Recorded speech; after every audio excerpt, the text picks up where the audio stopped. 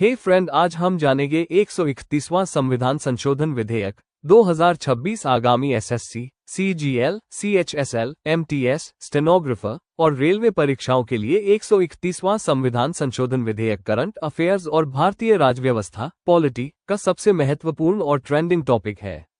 नीचे परीक्षा के दृष्टिकोण से सभी महत्वपूर्ण बिंदु की पॉइंट्स दिए गए हैं। 1. विधेयक का मुख्य उद्देश्य मेन ऑब्जेक्टिव। इस विधेयक के मुख्य रूप से 3 बड़े लक्ष्य थे। लोकसभा सीटों का विस्तार, लोकसभा की कुल सीटों को वर्तमान 543 से बढ़ाकर 850 करना, जिसमें 815 सीटें राज्यों के लिए और 35 सीटें केंद्र शासित प्रदेशों के लिए प्रस्तावित थीं। परिसीमन डिलिमिटेशन, सीटों का यह विस्तार और नया परिसीमन 2029 के आम चुनावों से पहले लागू करना। महिला आरक्षण विमेन्स रिजर्वेशन, 2023 में पारित नारी शक्ति वंदन अधिनियम 33% महिला आरक्षण को भविष्य की जनगणना का इंतजार किए बिना 2029 के लोकसभा चुनाव से ही लागू करना।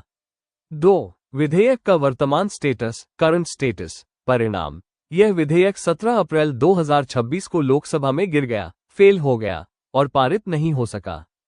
कारण, किसी भी संविधान संशोधन विधेयक को पास करने के लिए सदन में उपस्थित और मतदान करने वाले सदस्यों का 2/3 विशेष बहुमत चाहिए होता है।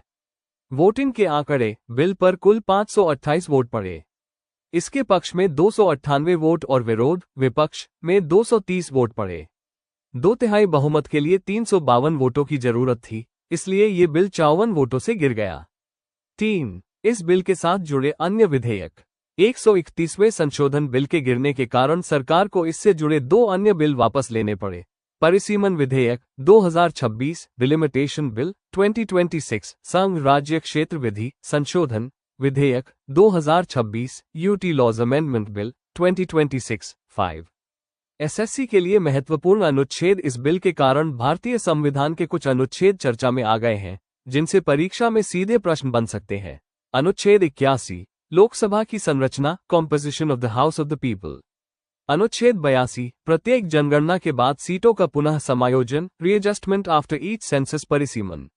अनुच्छेद 368, संसद की संविधान में संशोधन करने की शक्ति और प्रक्रिया, power of parliament to amend the constitution. ये बिल इसी अनुच्छेद के तहत 2/3 बहुमत मांग रहा था। चलिए नमस्ते, आते हैं नेक्स्ट वीडियो में, जिसके लिए चैनल सब्सक्राइब और वीडियो लाइक करना ना भूले।